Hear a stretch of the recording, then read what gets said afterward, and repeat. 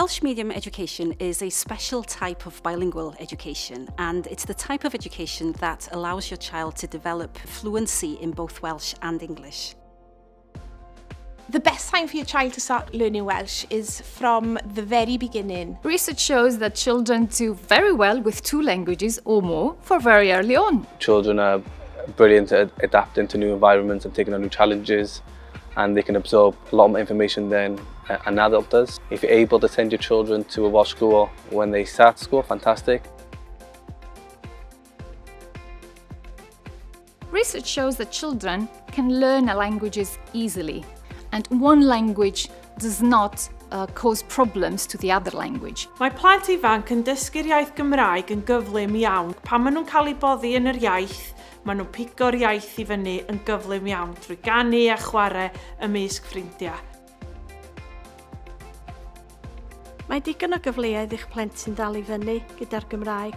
Os ydych yn hwyr ddyfodiaid i'r ardal, mae cefnogaeth yna ar gyfer cyfnod allweddol 2 ac i fyny i'r uwchradd.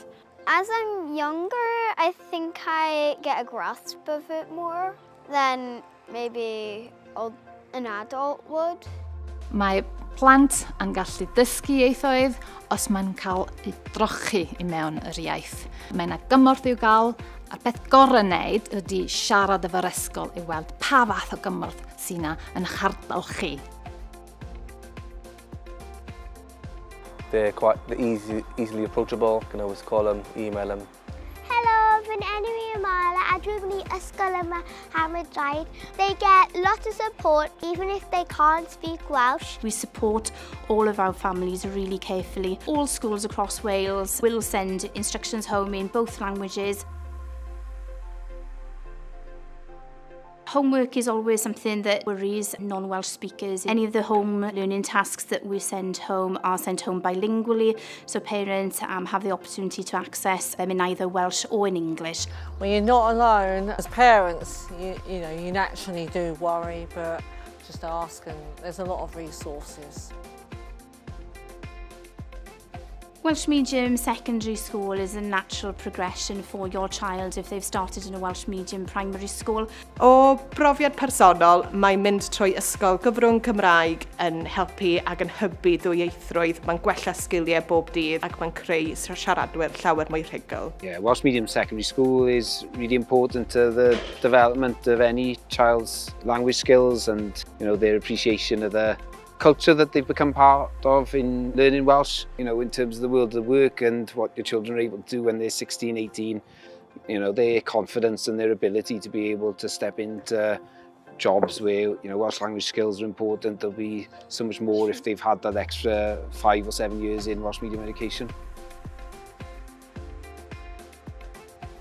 The new curriculum is a fantastic opportunity to really promote the Welsh language. Schools and Welsh medium primary schools, the curriculum allows that flexibility to teach through really rich context for learning, cross-curricular, and obviously the language is something that is to be weaved through every area of learning and every learning experience, and therefore your child is going to be at a significant advantage if they've experienced Welsh medium education and they've had those wealth of experiences right across the curriculum. So a really exciting time to start your Welsh medium journey. You can learn with them. There are courses for adults through which you can learn Welsh. There's support for parents as well. There's loads of help out there. You can turn on the TV, put the radio on. There are loads of apps. There are so many resources available to our children to help with their Welsh language. Mae Urdd Gobaith Cymru yn sefydliad pwysig mwyn gallu hybu ag hyrwyddo Gymraeg tu allan y stafell dosbarth.